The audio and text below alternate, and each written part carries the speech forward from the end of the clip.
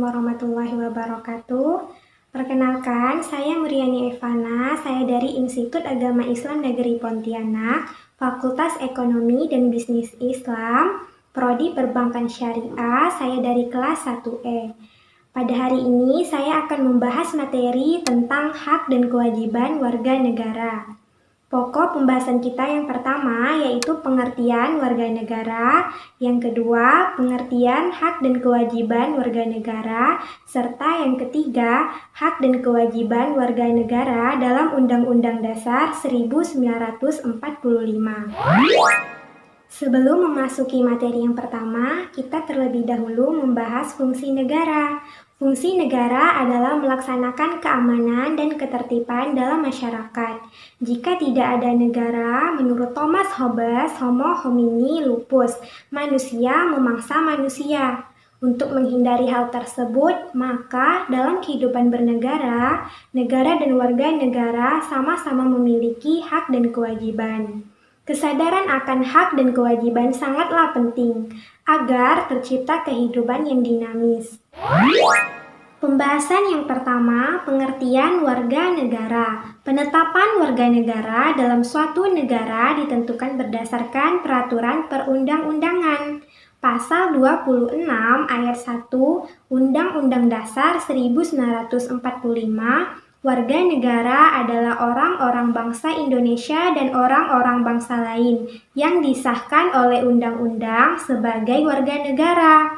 Orang-orang bangsa lain maksudnya peranakan Belanda, Tionghoa, Arab yang bertempat tinggal di Indonesia, mengakui Indonesia sebagai tanah airnya, bersikap setia kepada NKRI.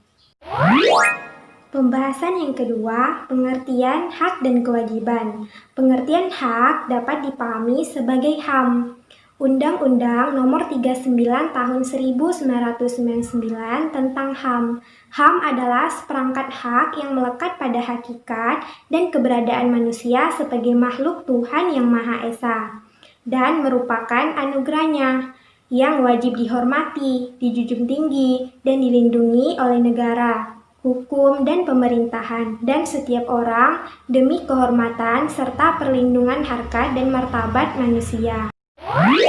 Kewajiban asasi adalah kewajiban dasar yang harus dijalankan oleh seseorang dalam kaitannya dengan kepentingan dirinya sendiri, alam semesta, masyarakat, bangsa, negara, maupun kedudukannya sebagai makhluk Tuhan.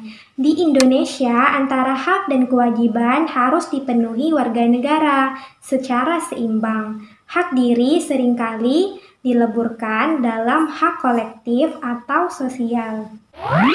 Di samping hak pribadi seseorang, terdapat hak-hak orang lain, sehingga masing-masing individu harus menghargai hak-hak individu yang lain, yang kemudian melahirkan kewajiban-kewajiban warga negara.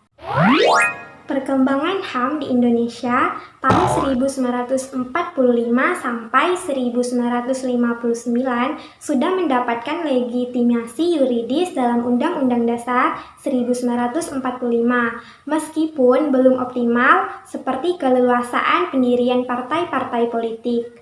Tahun 1959 sampai 1966 terjadi pemasungan hak asasi sipil dan politik seperti hak untuk berserikat, berkumpul, dan memukakan pendapat dengan tulisan.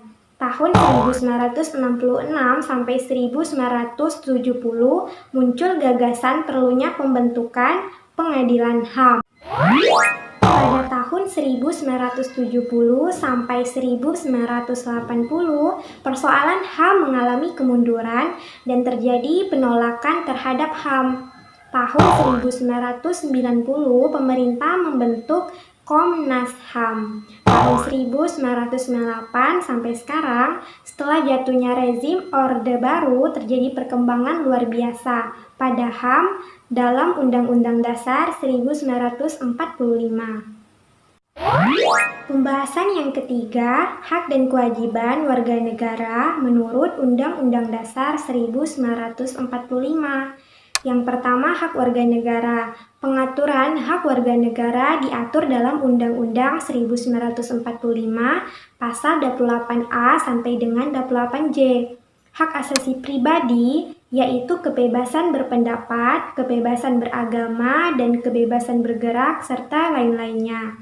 Hak asasi ekonomi seperti hak memilih, hak manfaat, hak membeli, hak menjual, dan lain-lainnya.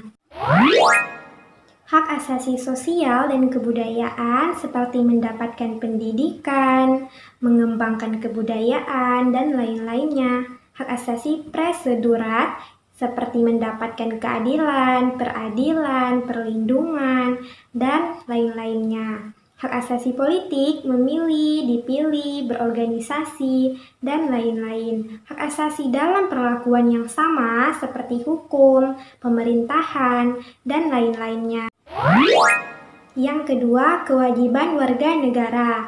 Pengaturan kewajiban warga negara diatur dalam Undang-Undang Dasar 1945, Pasal 27, 28, 30, dan 31.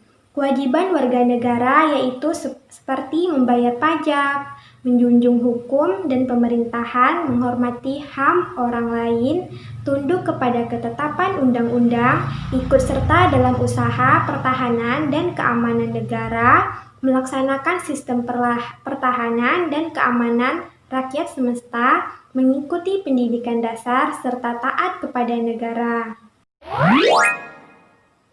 Pembicaraan mengenai hubungan negara dan warga negara, apakah negara yang melayani warga negara atau sebaliknya, dapat merujuk pandangan para pemikir.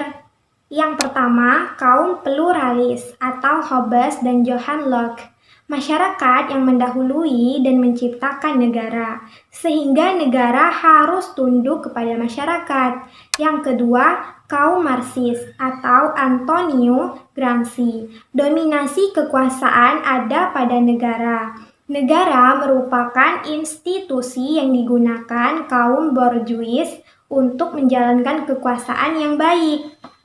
Yang ketiga, kaum sintesis atau Anthony Giddens menyatukan dua pandangan di atas, kata kunci struktur dan negara untuk teori Marxis, dan agensi atau warga negara untuk teori pluralis.